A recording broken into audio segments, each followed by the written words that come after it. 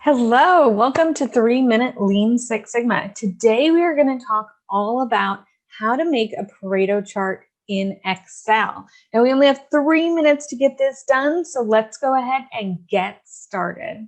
Now we're not going to spend a lot of time on what a Pareto chart is or going into detail to make it look pretty. We're just going to talk about the different steps in Excel. Now you should start with data that's separated into two columns. So one's going to be that qualitative data or that quality, and the other one's going to be a piece of quantitative data. So usually something that's going to tell you cost, frequency of occurrence, minutes. You're going to go ahead and take this data, making sure that there's headers on both of your columns, and create a pivot table. So you go ahead and click OK.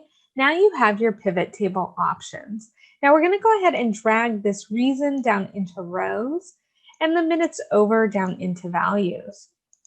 Now double check here in value field settings that you have a sum or a count. Done. Now you have your pivot table. You can right click over the data and choose sort largest to smallest. So you can already start to see here the pivot table take shape. Now we're going to copy this over and paste it. And now you can start to see that data there that you can manipulate and put formulas into. We're going to go ahead and create a column here for that percentage, that cumulative percentage. And we're going to start off with some easy formulas here. You could see that I added a total where we go ahead and we divide that first row of data into the total. Now the second row of data won't be so easy, because we need to add it to the one above it. So we'll do the same thing but add to the one above it, and we'll go ahead and lock this total so that way we can drag down this formula.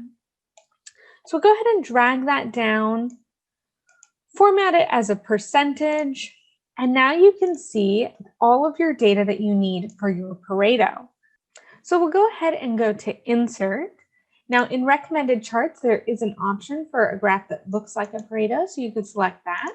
Or you can go ahead and choose this bar column chart. And we can expand it a little to see the details. Now we have all the data in there, but not all the data that we want. So we can go to change chart type and go to combo. And now we have some options, right? Now this percentage is what we want to make sure is now aligned. And it's already done and changed that for us. But we also want it on that secondary axis. So by selecting that, your data now looks like a Pareto. All of the formatting and other options that you have, you can take from here, just like you would with any other chart.